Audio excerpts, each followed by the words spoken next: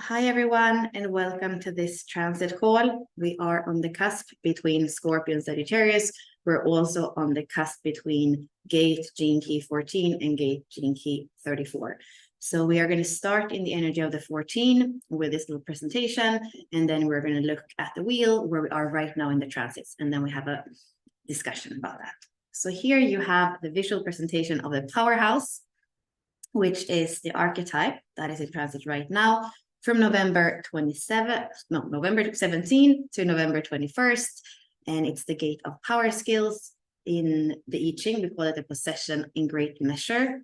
And in the gene keys, the frequency band goes from the shadow of compromise to the city of boundlessness, and the pathway is competence. Looking at it from an I Ching perspective, we have those elements that correspond to the trigrams. And here we are in the sky or heaven trigram, where we have 3 yang lines. So all these gates or archetypes are going to have 3 yang lines on the bottom of their hexagram. When we're looking at the precise hexagram for the 14, like we said, heaven on the bottom and then clinging fire on top. We are working with these elemental trigrams. So gene key 1 is heaven over heaven. Gene key 30 is fire over fire. So we could say that the 14 is a mix of that energy of the 30 and the 1. In the shadow frequency, that becomes compromise is desire and entropy. In the gift frequency, competence is light and fresh. And the acidic level, boundlessness is rapturous beauty. Here we're looking at it from an astrological lens, where we are dividing the wheel into the 12 signs. We are on the very cusp between Scorpio and Sagittarius. We are today actually in line 6, and we're still in Scorpio. So the very biggest part of the 14 is in Scorpio. Here the ruler is Pluto. It's about renewal, sex, death and rebirth, transformation, deeply felt peak experiences, deep interactions with others, growth and change. See a little bit more about that in the next slide. So here we have Scorpio, the archetype of the sorceress, the shaman, and the alchemist. Its service to self-growth through the authentic expression of the awakened heart. Scorpio's fixed water, it's the depth of the ocean, the waters of emotional authenticity, and the rebirth of magic. And then we are just on our way into Sagittarius, which is the seeker, the philosopher, and the explorer. It's service to spirit through the intuitive pursuit of truth. It's mutable fire, and it's the smoke that travels far and wide and rises to the heavens. In the Rave I Ching wheel, we are in the quarter of mutation. This is the quarter of death and rebirth. So the theme here is fulfilled through transformation. So we have that death and rebirth here in Scorpio, then the new expansion or new hope in Sagittarius. Then we go into the more seriousness of having to build those structures and having to aspire and having to struggle and having to feel into the limitations. But then we also come into that next era more in Aquarius with the ideas of the movement of creating the future. And here we are looking at the center. So we are in the sacral center, sacral energy is turned on. And the sacral center is our life force, our sensuality, our creativity. The shadow frequency is reaction, and the acidic frequency is flow. And this is the pathway of response. And we call it the 14 the gate of power skills. And here are the other archetypes that also live in the sacral center. And now we're going to look at the theme of the full channel. So here we have the 2 and the 14. They're meeting. You can think about it in the wheel as well, how they are actually in opposite signs, or they are in opposite signs, but not exactly opposite. The 2 is in Taurus and the 14 is in Scorpio on that power axis. We call this the channel of the beat. It's a design of being the keeper of the keys. So if you have this in yourself or with somebody else, you have the key to lock anything. You have this sacral energy that is circulated up to the heart and to the true self. This is a generated channel because it comes from the sacral center. The theme here, you have the ability and power to follow your own direction in life. Your aura alone can influence others' direction. You have both the energy to sustain creative work and the gift of knowing how to use your work to empower others. So this is also when you come together with somebody in this electromagnetic, it can really feel powerful. When we speak about the Penta, which is the business part of human design, we're looking at all the channels that go from the G center up to the throat and the G center down to the sacral. So all these 9, well, everything that is here in between. And this is the leader of those channels, the most important in an organization, in a family, for energy to flow. In the keywords, we have magnetic, receptive, and way shower for the feminine. We have energy, efficiency, and prosperity for the 14. When we look at the frequency band of the whole channel, we have dislocation and compromise coming together, creating disorientation. Not so much fun. And then we have orientation and competence coming together, creating empowerment. And we have unity and boundlessness coming together into materialization. And here we are looking at the opposites in the wheel. So like I said before, the 14 and the 2 are in opposite signs, Scorpio and Taurus, but the exact opposite for the 14 is the 8. If you have the 14 in your activation sequence, you will also have the 8. If you have the 14 in your nodes, you will also have the 8. We can see that they are not only mirror opposites in the wheel, they're also mirror opposites in terms of the hexagram. So wherever the 14 has a yang line, the 8 is going to have a yin line and vice versa. And now we are going to the last part, which is the circuitry. A little bit of an overview. The circuitry here is part of the individual circuitry. So we were saying about the aura, that it can go in and just inspire, empower others. It's individual circuitry. The key word here is empowerment.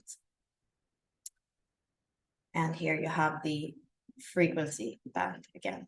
So let's go from here and just take a sneak peek on right now.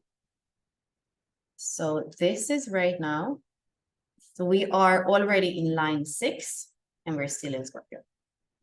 We have a reflector chart today. There's nothing in the G center. So a day to have enormous possibilities in who we are, where we're going, what love is. All the possibilities are open.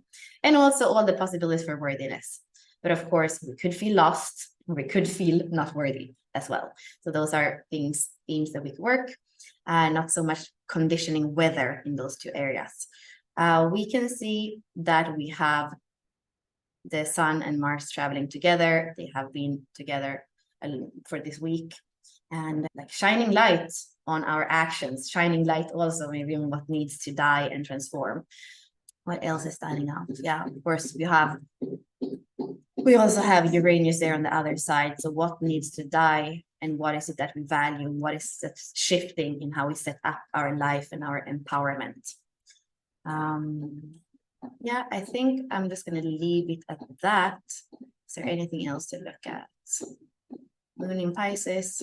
A lot of water energy for the next hour for this call. So we have the Sun and Mars in Scorpio, and then we have the Moon in Pisces. So that's where we are. And then we're going to go into the 34. The 34 is the Black Panther. It's also part of the individual circuitry. It's part of the integration channels that are special in the sense that they are connecting to each other, not just to one gate. We have the 34, the 20, the 57, and the 10. They're creating that kind of fork that is really about being empowered in yourself and not being so available for others. However, in the body graph, if you have integration channels and you also have the 2838, that takes off a bit of that self-centered part of the 34 or any kind of the integration circuitry, because a purpose cannot actually only be personal. A purpose needs to be bigger than personal. So you can think about that. You're like, oh, I have some integration channels or gates, but I don't feel so self-centered or not available. Look if you have the 2838 as well, because that can change a little bit of the of the theme or the tone of that integration gate or channel. And is there anything else to say about the 34? Well, the Black Panther says a lot. So it's about being the king or the queen of the jungle, not really having to think about any threats or competition. You're there, you're living life, you're feeling into your sacral, and you drink when you want to drink water, you hunt when you want to hunt, you make love when you want to make love, you sunbathe when you want to sunbathe. And it's really that in the now, feeling empowered and feeling like you're responding from your sacral energy in the 34. And then if it's connected to the 57, well, then it's empowerment through intuition, we could say. If it's through the 20, it's more about that expression of empowerment.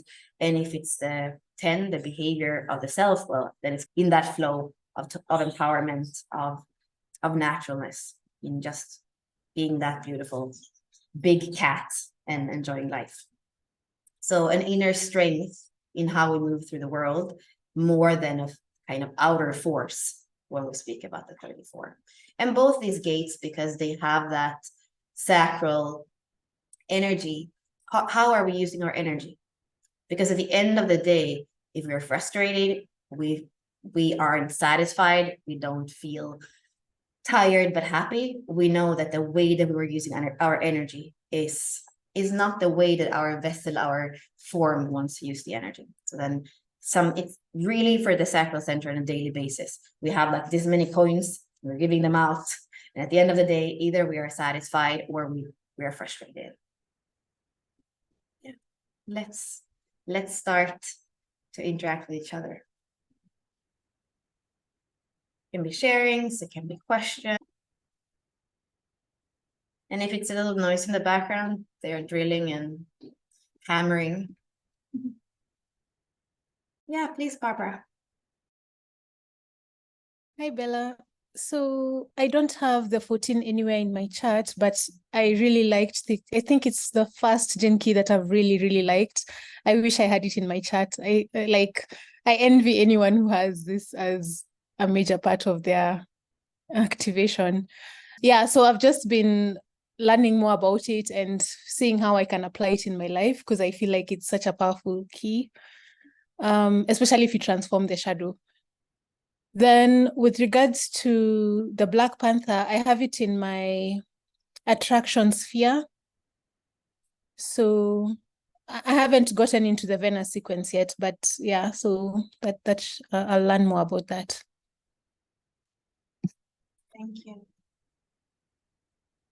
Yeah, it's powerful. I sometimes speak about that when my dad was dying and I was in Sweden, and somehow there was still energy, and my life's work is 2.4 and his pearl, his personality, Jupiter, was 14.4. So I realized we had that harmony in the fourth line in this channel of the beat. And it was easy in some easy. Of course, it's not easy in terms of how it was emotionally, but energetically, it was easy to do what was needed in that moment. And sometimes when I'm with my mom, who's also bedridden, and she's a projector, and it can feel much more energy consuming to do the simple things. So there is definitely this energy flow that's just natural in that beat of the 2 and the 14. And I also sometimes envy the 14. You know, they say that the 2 is the girl with the dad's credit card and is just there to go out and spend and decide what to spend on. So sometimes I'm like, missing the resources, missing the sacral power. It's easier for the 2 to show the way than necessarily to have the energy to do the things. So that's something to think about too. When you have things point towards the sacral, you might have, what it takes on the other side of the process, but you don't necessarily feel like you have the energy or the resources. I'll come in. This is Jo. I have 14.2 in my personality Uranus. And I have often experienced my own creativity as like burst, but then not knowing where to direct it. Like it just wants to come out, but not knowing specific ways. And I also have open G. So I always have this, not knowing where to go. who to, it's based on the space and based on the person I'm with or based on the situation, then it flows. What I have learned is to channel that into that unknowingness into more creative aspects of, say, I'll take my flute, right? And then I'll just play it, not knowing what I'm playing. Like there is no intentionality. It's just coming in. It's just, and watercolors. Cooking is another thing, is like not knowing what's gonna come out, how it's gonna come out. Like, so when I do have those bursts of that 14, when I don't have a direction, then I channel it more towards, okay, you know, where in life can I actually tap into? Like that, I've picked up so many alternate professions if I wanted to go into, but I would never be able to, go into those. But it just fuels that 14.2, not to be quiet, just flowing. Yeah. I was thinking, and Barbara spoke too, like if we don't have a defined sacral, like how do we get that energy? How do we move that energy? And I'm thinking back to the body wall in the inner circle yesterday, for those of you that were there. Like sometimes I feel with the open centers, we first have to like get out what's in there in terms of energy, in terms of what we filter, and then it's like we can start to cultivate the energy from within somehow, and maybe like connecting to the other parts of us. But it's not really like we can turn on the energy of the sacral or the energy of creativity. And I guess that's really what we learn also through the coding ring of fire. Either the life is a rest or it's turned on, but it's not really like we with the mind, for example, can tell the sacral what to do. And I think that that's part of our conditioning. We think that we can turn this energy on, but this energy is a responsive energy to the world. And in some moments, it's like we have no energy, and then there is some kind of stimuli, and suddenly we have so much energy. Like, has that happened to anyone? It's like we don't have any energy, but then somebody calls or something pops up, and then suddenly it's like that. Where did it wake up from? We were exhausted, but it's not really logical when life turns on, when the sacral turns on. Hi, it's Karen. I have the 14.6 in my culture sphere, and so I definitely feel this at work. I'm a freelancer and working on projects. When I talk to the client who's excited about what we're doing, I don't have the two myself. So also I was going to say what Joe said, like I can have all this energy, but knowing where to direct it and not, there can be a lot of leaking of this energy, and not like a Tesla generator with all the energy going out in all different directions, but no, it's not being channeled anywhere. And so setting intentions and having regular check-ins with the client really, really helps me like keep that 14 going, and then the enthusiasm to continue to develop my skills and my competence and my learning about whatever it is that we're doing helps me become like an accidental expert over time. But it seems to, if I'm working by myself, it's much easier for me to be excited or to channel that joy into learning and producing something, but it requires a lot of structure and intentionality from the beginning, because otherwise it can get thrown off because I don't have someone, and I don't want to be talking about it all the time because then it feels like it's already done, right? So then I don't have to do it because I already got the joy from it. But working with someone who's waiting for it, I'm really learning that is the way for me to maintain my enthusiasm. And then I'm like a good luck charm for the whole project, because I walk in with my big Sagittarius energy and, learning and philosophy and optimism. And I feel like I can really help like carry us sometimes when other people might need that boost too, but it requires interaction. And so working alone in my space, I moved to a new space that has other artists around, but they're not like, we're not working together. We just all share a space. And already I've just started moving like a week and a half ago. And already I'm just feeling the energy of the space without even opening my door. Just knowing that they're here is helpful. And so, I was going to ask a question about this, but then of course you already responded to the questions before I had to ask them. So thanks, everybody. Thank you, Karen. It's so lovely. I sound like an English person to see you on Missed camera. you. As you can tell, a lot's been going on. The baby's graduating from high school in the spring, and college and all kinds of stuff are happening. So I try to come when I can, but it's so nice to see you, all of you, especially you, Bella. Thanks. So yeah, I love what both of you illuminated, because you are speaking about this kind of pure energy. It's like the resource of the pure energy, but where does it want to go? That is the question in some way. And that's also for the penta. You know, it's not enough to just have the resources of the energy. We need the whole penta, and also those projected gates that are from the throat to the G, to really know what's here to be manifested. So I love how both of you illuminated that theme, and how it feels to have the 14, and what you can do in order to know where to guide it. And I please, have a fellow MG friend who is a 1-3 and I'm a 6-3. And so we're both very experimental, but she has the 2 very strongly defined, and I have this 14 in a pretty important spot. So we sometimes do co-working online where we just tell each other what we're going to do, and then we chat about other things while we're working. But just having that, we've set an intention, and then she's already an MG, but she can borrow my 14 energy, and then I can borrow, because I shot the arrow in her direction, I can borrow that focus of the 2. So it's really nice when we get to do that. That's how I use it when I'm in my alone work. I do have one question for you, Karen. I don't know if you'll resonate with that. Like, doesn't matter the time of the day, even if it is like 2 a.m., somebody sends a response, it just shoots up like, I want to sit up and do this and then I can go back to bed, right? Yeah.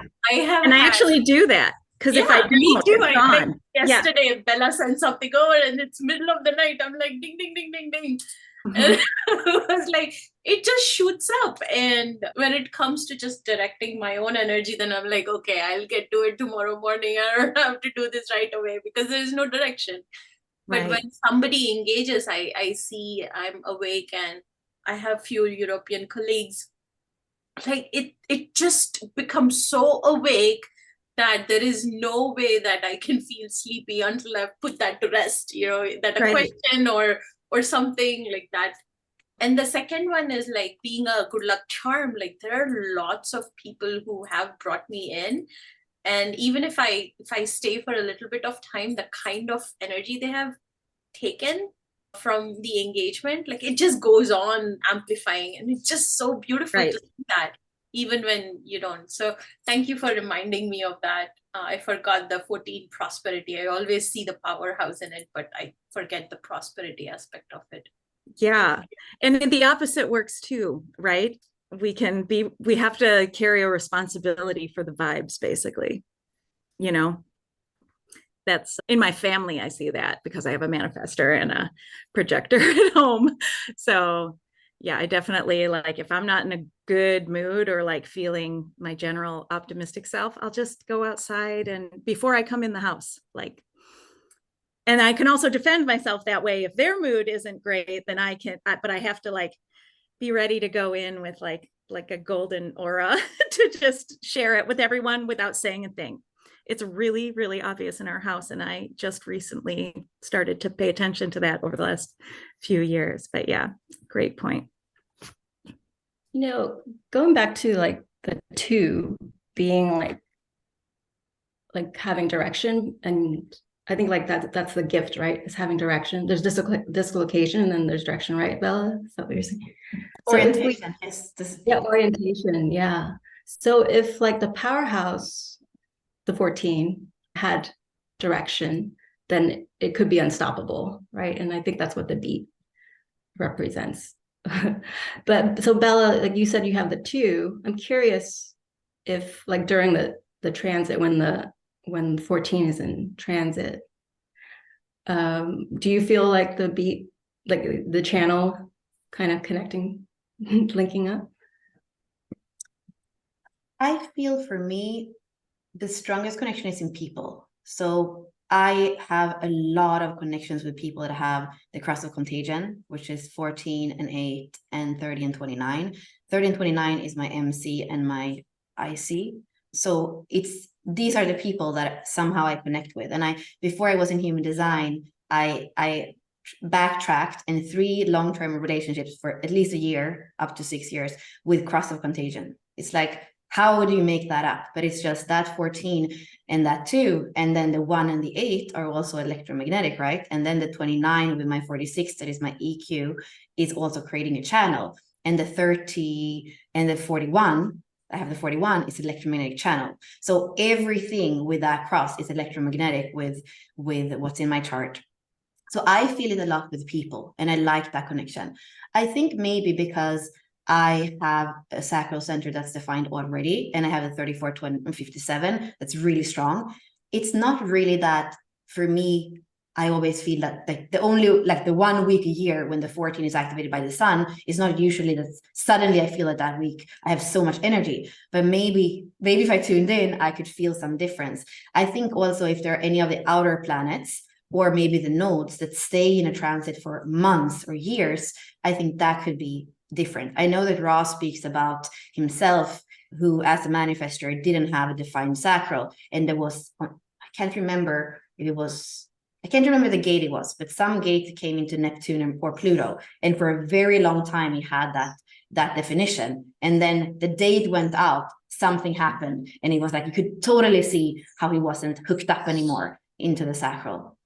So yes, I do believe that transits, of course, are important. But for me, with this connection, maybe also because it's tantric, it's definitely in people that I feel that the juiciness is there. And I think, I mean, Joe's speaking about the 14 too. Joe, where do you have your 14? Personality Uranus. Right. So, you know, I definitely feel the energy there and the response in our interaction. Like there is this. Yeah. So that's my experience, Kelly. Like what does that, how is that like landing for you? Oh yeah, no, I was curious. I am in my head a lot, so I like to think about analysis, analyzing things like that. But I also have the 14 in my personality Uranus, but it's a 14.1. I'm not sure what line 1 is, what that means for that for the area. How do I find that out, actually? What line 1 is?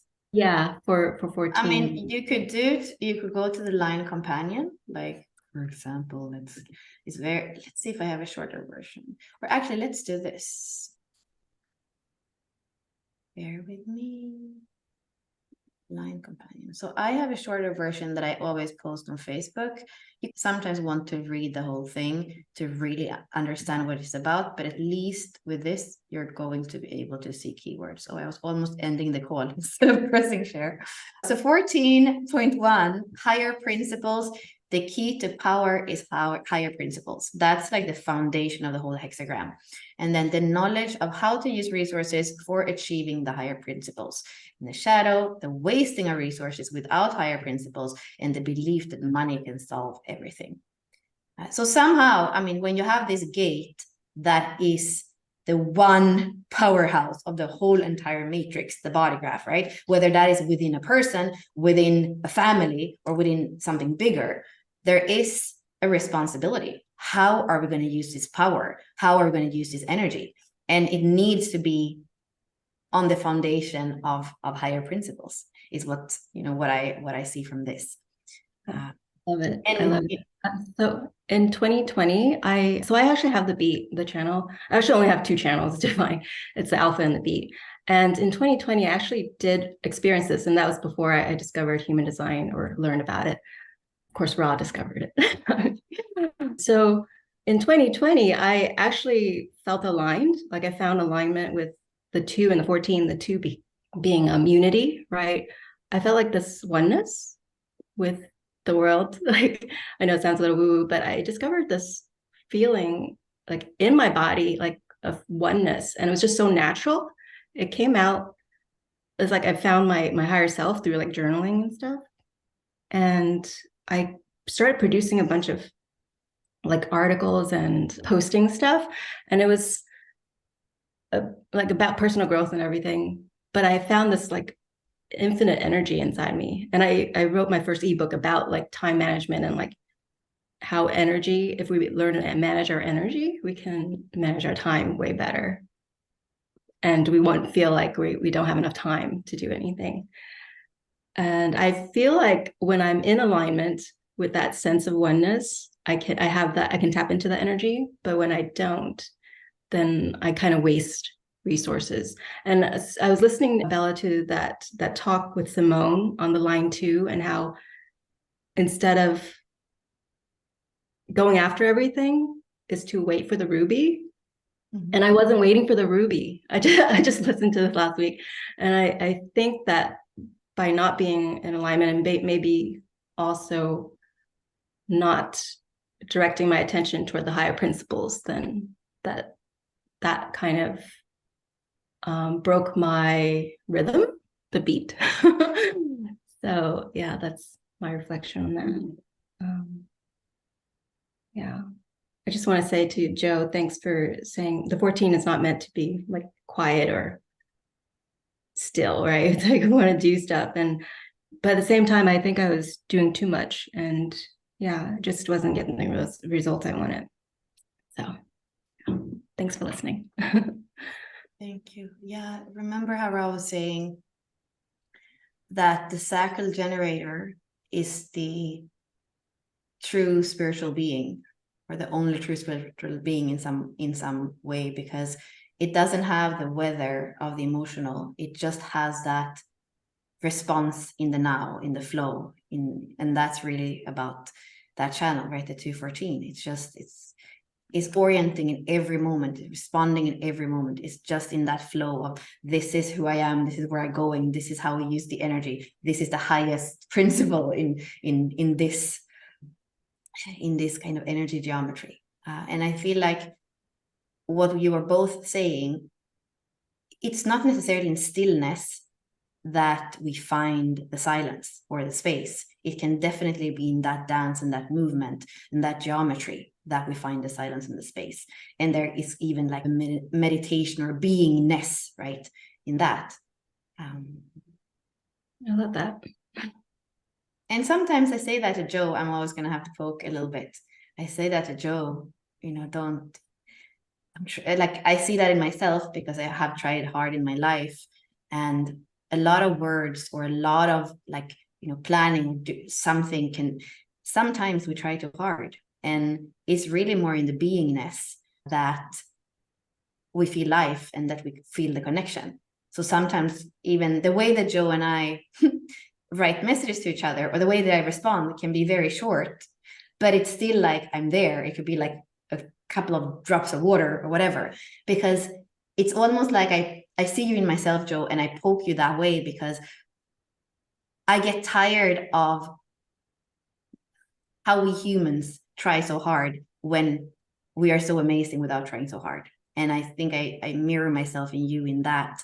And often the way that it speaks about inspiration, empowerment in the 14 is that, when you walk into a room, it changes the aura because you're just there in that energy of the 14, and people just feel like the resources and everything we need is there. So we don't need to do a million breakouts or have a million questions or do this or do that or plan so much before. It's almost like just showing up and being in that beingness of energy and responding to what is so rich.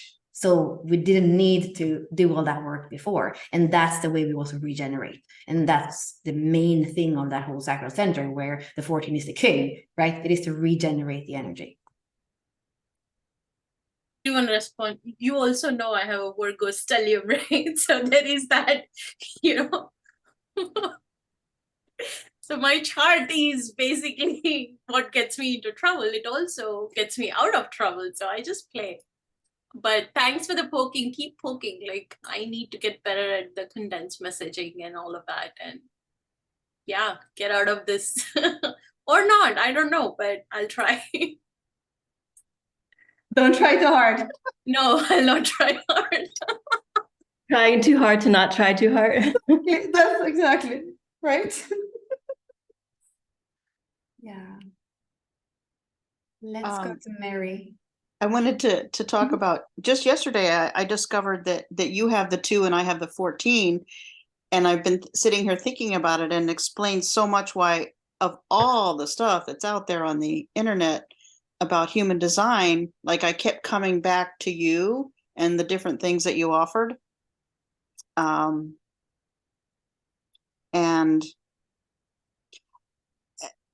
when I go to things that you're running or that you're there, it's like I feel more energized.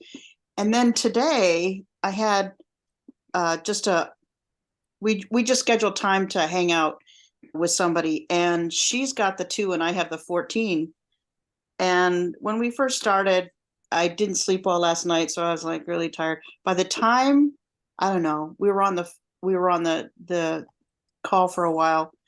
It's like I got more and more energy, almost like, my when my phone is dying and I got to plug it in and get it charged up. And we did all kinds of wonderful stuff. And then, we both had to go our separate ways. And within a relatively short amount of time, it's like I'm back to being that, and it's almost like a drug. Like, can we just like meet all the time, like at least once a day, if not more? Or can we just like, and now I get it with having the 14, like why people, and because mine is my design north node, like maybe why people are attracted to me that I don't necessarily get why they're attracted to me. It's because I have that powerhouse, and and especially if they have the 2, like I'm going to bring them energy. And if they have the 2, then I'm also, so it's going to be like not necessarily equal, but it'll be an exchange where I'll get energized as well as offering them energy. And just, and it would be interesting to see what this, because this other person's on the call, whether what their experience of our conversation was and what it's like, because any conversation with her, and whether it's her and I or whether it's in a group, it's like I always get more energized with having that electromagnetic channel, lit up. So thank you.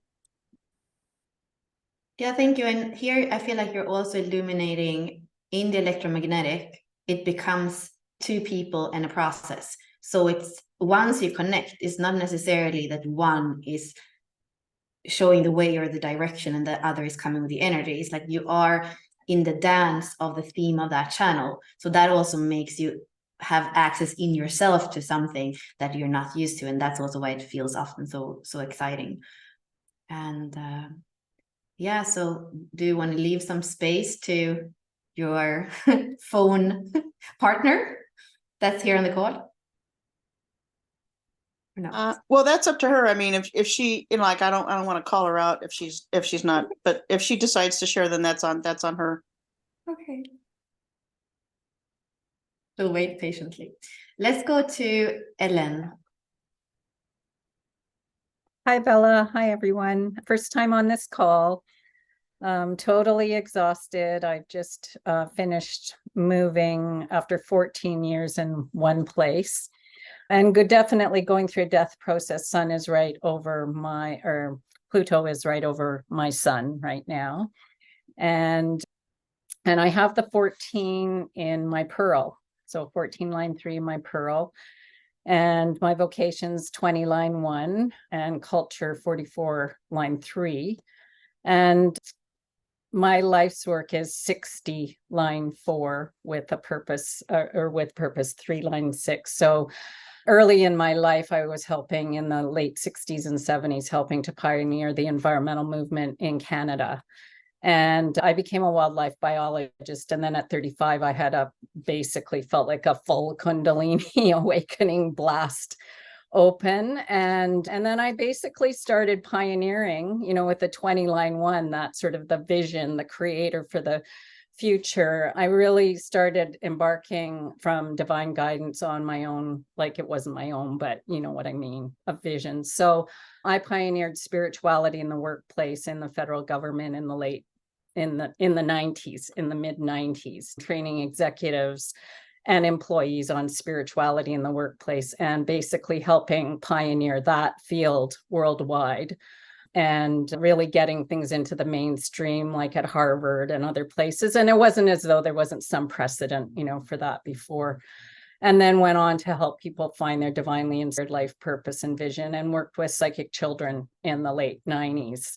And so currently I have a vision called Spirit Holding Land, and it's basically putting together 360 eco-spiritual retreat centers, lands, and communities around the world, and with a very strategic vision for taking land out of the colonial buy and sell model.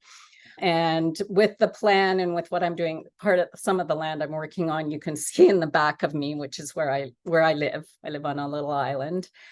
And so it's also putting in peace parks, but it's eco-spiritual peace parks around the world and eco-spiritual retreat centers around the world.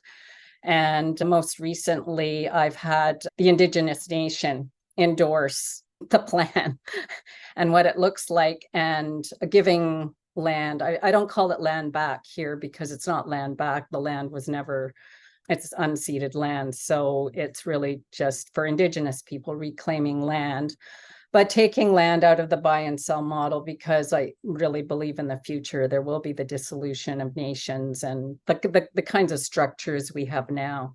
So what I see with the 14, my observation and sort of my 44 is that I work with a small team of people, a group of people. And it's through people that I am led to often the next step. And so I haven't sort of thought like, are they twos or, sometimes I just don't know. But it's like I've got the vision, and then I attract people who are able to fulfill their own visions and dreams within what I usually have a larger vision for humanity and the earth. And they have a dream that can, and their soul gifts that can help to fulfill this, what I call the umbrella vision for humanity and the earth. And so that's their attraction. But then they bring all the pieces. Like I can't do this, it's the vision's always way too big, can't do it by myself, obviously. But with that 14 line 3, I feel also, which is in my second house, and it's opposite my Mars, which is in Taurus in the 8th house. And my moon is also in the 8th house. So it's often attracting other people's resources. That's basically the way that it happens. So the plan is generally something where their resources can actually serve, and whatever those resources may be. I'm not just talking financial resources, but gifts and talents and other kinds of things. And that's the contribution. So I had a vision for something called the 2001 Summit on Spirituality and Sustainability. And it happened just after September 11th, 2001. So it was a peace conference, but again, based on eco-spiritual role models in families, communities, education, all the sectors of society. And 4,000 people ended up attending the event. And the whole event was run by volunteers. So we built a synarchy. Basically, that was what happened. We built the synarchy because it was totally co-creative process at that time. And I think, again, it created, it's just the seed. It's the energy of something like that happening at that particular point in the world. So those are my observations, and I've just learned so much. I mean, this is my first call that I've been on, and thank you, so grateful. I've just learned so much from listening and also from you, Bella, and your observations. So I'm very grateful for that. Thank you. Ellen, are you 4-6? Because you have 60. Yeah. Okay, yeah, Yeah. I hear the 4-6. We also have exactly the same culture sphere. Oh, So I know that one, the synarchy one. I also hear in you as a 4-6, like it's almost like everything you share is about the vision of the world, and it's very transpersonal. And I felt like I wanted to, from a 4-6 to 4-6, remind you that your destiny is personal, and that we are here to fulfill that personal destiny first. And often as 4-6s, we become more transpersonal, because both of the lines are transpersonal in the higher trigram. But really, and that's also sometimes there is so much depth in the personal life, because it's almost like it's saying, where are you? Like you're out there saving the world, we're out there creating like alliances and synergies, but where are you? And I'm just gonna, like, I was just making a screenshot right here from Raw, but it's like, you know, it has, the 4-6 has an exceptional geometry, and its role is to complete the personal process that began in the 1-3. But let's start here. So I don't even know where to start. Maybe I should read the whole thing. So although the 4-6 is part of the upper trigram and the transpersonal process, its role is to complete the personal process that began in the 1-3. The fourth row profile is one of the exceptions. This is the field that combines the right angle to the left angle. The lower trigram ends on 3-6. When we reach the 4-6, it's no longer a lower trigram and it belongs to the upper trigram. But this is still right angle, right? It's still personal. The right angle is personal destiny. It has to do with being self-absorbed in the process itself. The 4-6 is all transpersonal in his rank, but it's not a personal profile. The 4-6 is an opportunistic personality who uses the transpersonal gifts, and it's able to create friendship, communicate the values of the lower trigram, and thus fulfill its personal destiny. And we have seen blah, blah, blah. So it's very important to remember that the 4-6 is personal destiny, and it is self-absorbed in a similar way that we could say that like the 34 and the individual circuitry is here for its own empowerment. And then when the 4-4 and the 4-6 is doing what they love and have the trust with the people of the 44 in your culture, that's really where everything is exponentially also beneficial for others. But it really starts with the personal destiny. And when I heard you speak, I don't know what's going on for you, but I really, really saw your kind of your nodal environment as a guide or a direction. So you really taking the quantum leap, we could say, from your south node to your north node.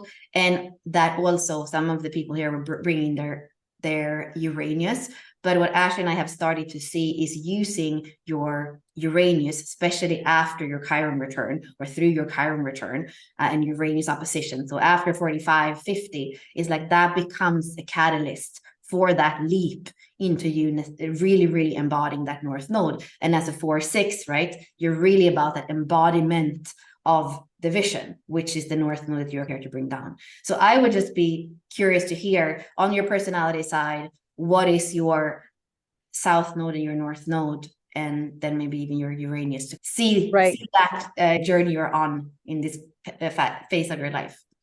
Right. So I think this is the personality side. So my south node is in Aries, and my north node is in Libra. My ascendant is also in Libra, and Uranus is in the 10th house of Leo. So your catalyst is like a leadership, but it's also kind of leadership of the heart. What am I passionate about? More than the leadership in Aquarius, you know, like humanity, it's for humanity. So it goes back to that quantum aspect for you that is like, what is your heart passionate about? But not only in the vision of this big perspective of the 6th line, also what actually makes you joyous, what makes you passionate, what makes you feel fire, right? Yeah, I've pretty much, like, I can't do anything that I'm not passionate about. I've spent my whole life, I've just walked this out of the box, very out of the box path. My Venus is in Aquarius in the 4th house, and it's conjunct Chiron. So very much I've been working for the last 10, maybe more years on family wounding, you know, a big epic story there. My grandfather's youngest brother was within 500 meters of the hypocenter of the Hiroshima bomb and survived, and so did his family. And my family was incarcerated. My parents and grandparents were incarcerated here in Canada, and they had American siblings. So my grandfather's eldest brother, it was like, well, he belonged to the nation that dropped the bomb on their family in Japan while still being loyal Americans, which for a long time I was brainwashed by the culture here about war, and we're always on, you know, whatever side you're on is the right side. But in my case, I had to always question, well, what side? When you're a family on, in different nations that are fighting each other, what side is the right side? And would mothers send their children to war to kill other, mothers' children? So that was a part of it. And yeah, so I've always done, and especially after I had that big Kundalini unity, it was just a major unification. I just can't do anything that I'm not passionate about. That's just it. And so it's like people coming along also with what I'm passionate about. Recently, someone said, well, I don't believe in this and I don't believe in psychic children. And I was just like, well, I don't think we can work together. Like, that person resonated with a vision that I'm creating, but the vision is deep because in Spirit Holding Land, the vision is to have schools for psychic, and healing children and youth for all over the world so that they can connect with the elders in various nations, either, online, but also in person to get some of the teachings.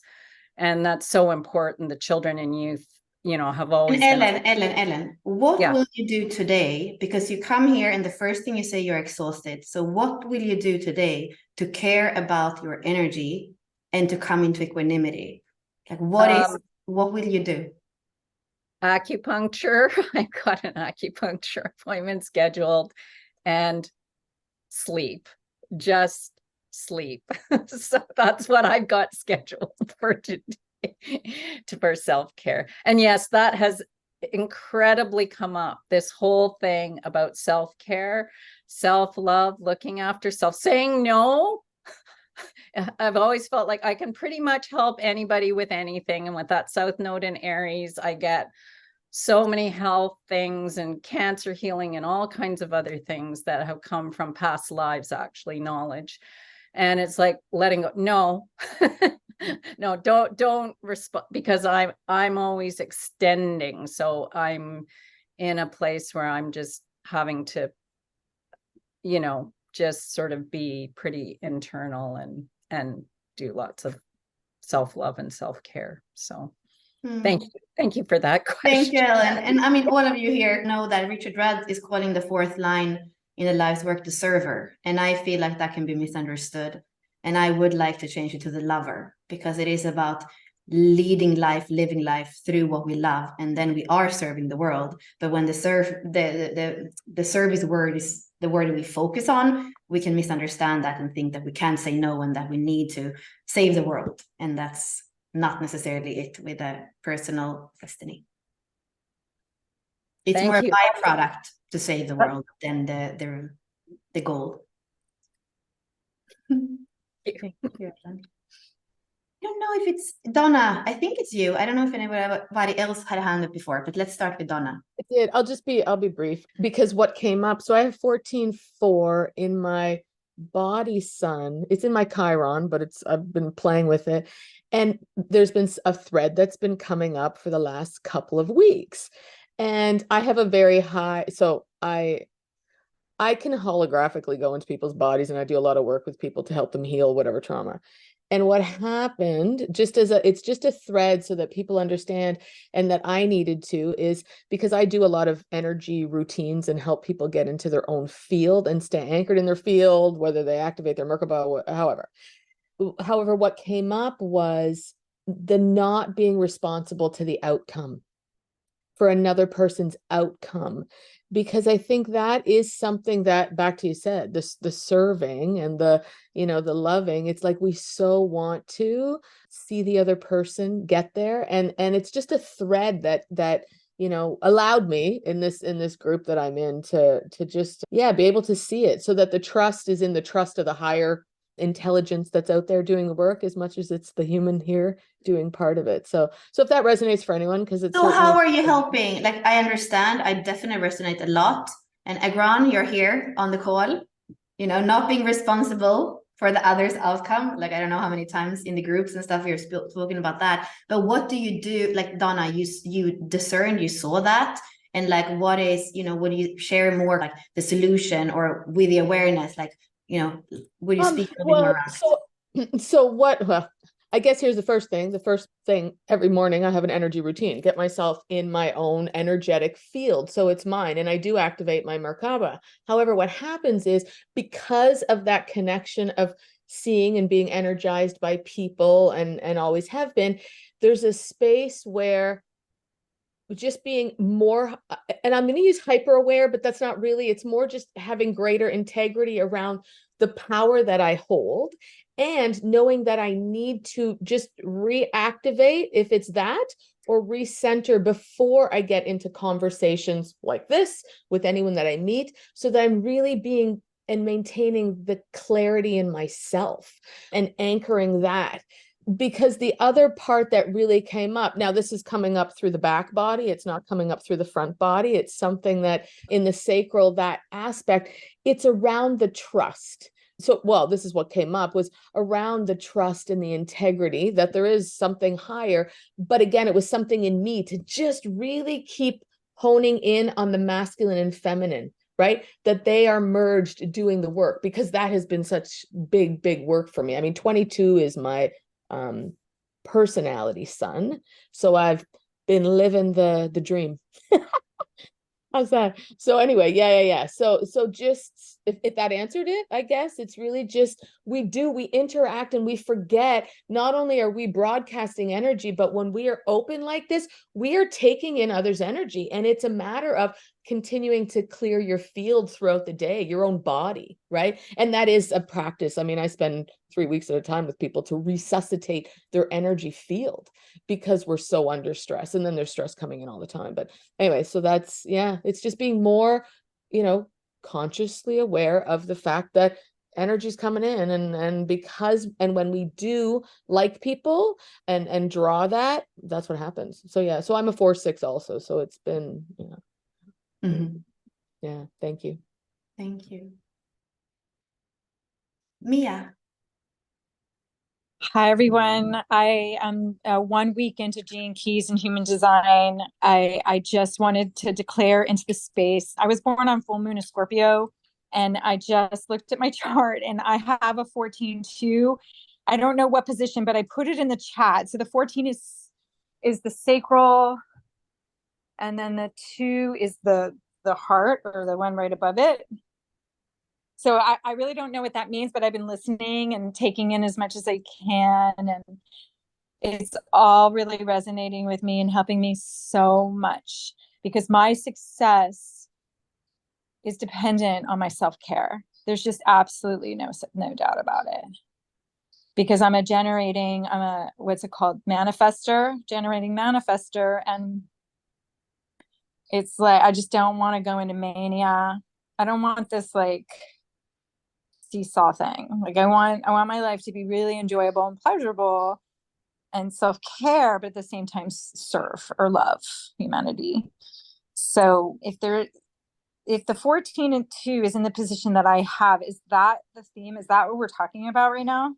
Yeah, so think about the body graph, like the little thing with the centers and the numbers. Think about it as a coloring book. Nothing changes around. Whatever is in one position in terms of numbers is always going to be there. The 2 is always in the G center. The 14 is always in the sacral. For everyone, what shifts and changes is that we don't have the same things activated. And it's a coloring book. So you're going to take from your astrology these placements in the astrological wheel that are numbers, and you fill them in. So you might have the sun, like we said, it was in the 14. You fill it in the matrix, in the body graph. Then you have the 2, it's your moon, and you fill it in. So you are going to end up with different things colored in that matrix, in that body graph. And in your case, your moon could be the 14, which is what we speak about today. And then you have the 2 somewhere else from another planet. And yes, that is a theme that then is consistent in you and is always here. And I like that you're bringing this back about the self-care too, because we are looking at the part of that channel, and we call it circuitry, because there are also other things in the body graph that have to do with self-empowerment. So anything that is in the individual circuitry, which is like a third of everything or more, is about, first and foremost, it's about that knowing what's good for us, knowing what's right for us, the self-empowerment, the being empowered in ourselves, so that we can inspire others to also be empowered in themselves. And that's really part of the core of this call today, and of where we're going in the 34 as well. It's even more. The 34 is not even available for anything else. It's like, it's really just doing its own thing. But yeah, I'm born under a Scorpio full moon as well. So there is a lot of intensity, and it's important for you and me having part of, you know, this kind of activation to understand when the intensity is regenerating us and when the intensity is draining us. That's an important part, because intensity is always going to be there. You cannot be born under a Scorpio full moon without intensity. But yeah, how do you nurture through that? And how are you daring with that in a way that is also regenerating you and building, because the 14 is here to building and orienting the two. Maria, did you want to share something? We can't hear you. Maria, if you're speaking, we cannot hear you.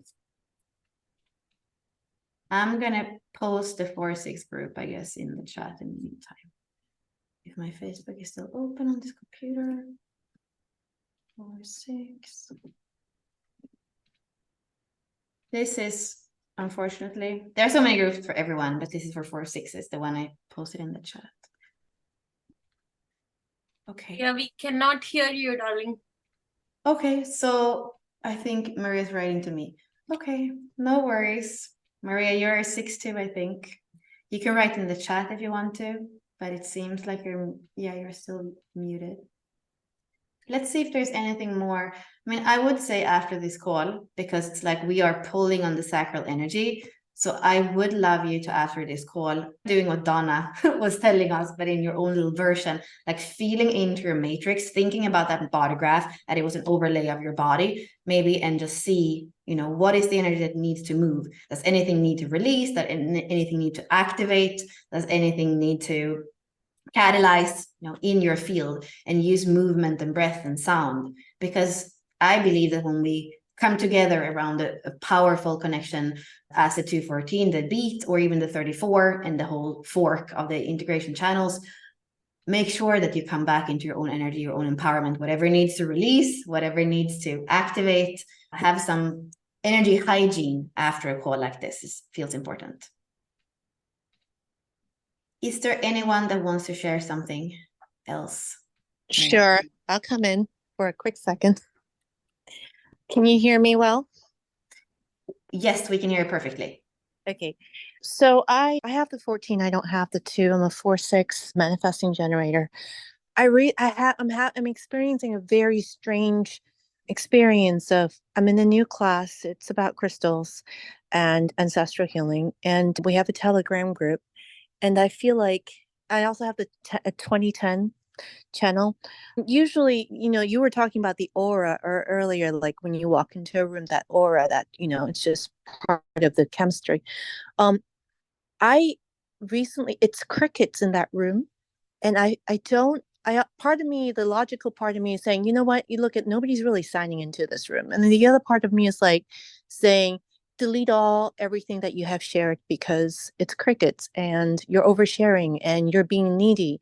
But usually when I do share, it's not like I don't do it because I am needy or I need people to applaud or anything like that. It's just what I do. And usually it's a good vibe.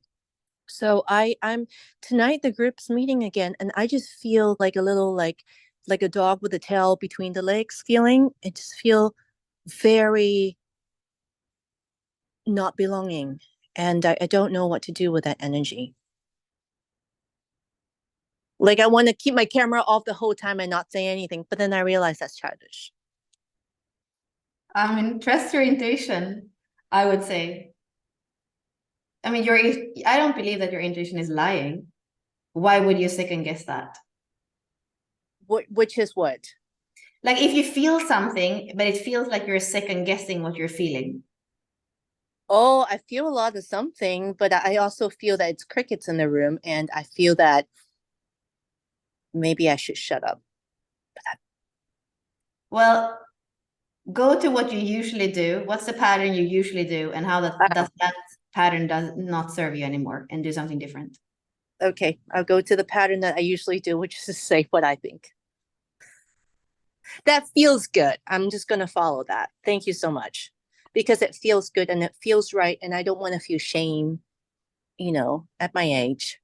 I just want to be happy. I don't want to do anything that doesn't make me happy. Repression is usually not the way to go. So it sounds like expression feels Yeah. better.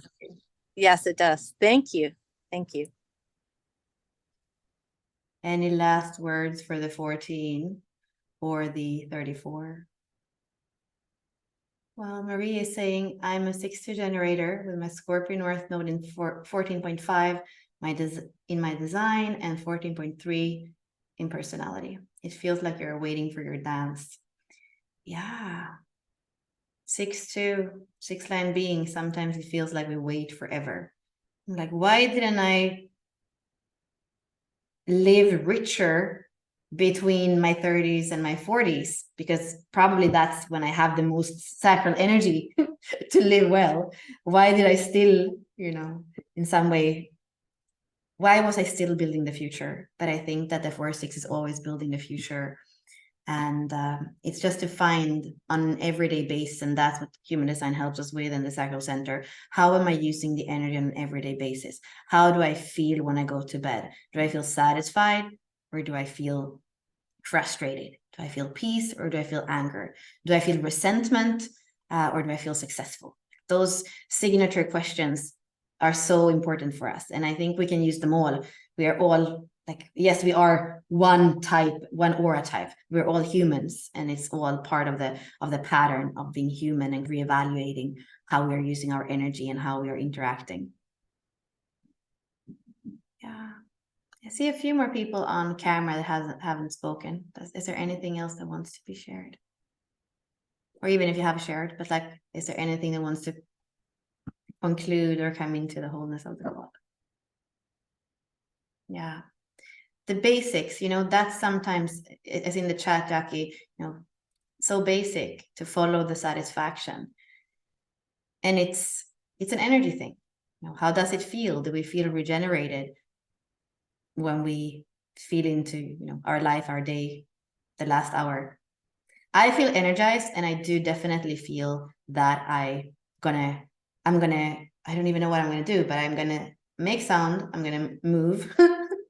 And I'm going to probably stand upside down, because that's what I feel in my energy, system right now. I need to shake it up.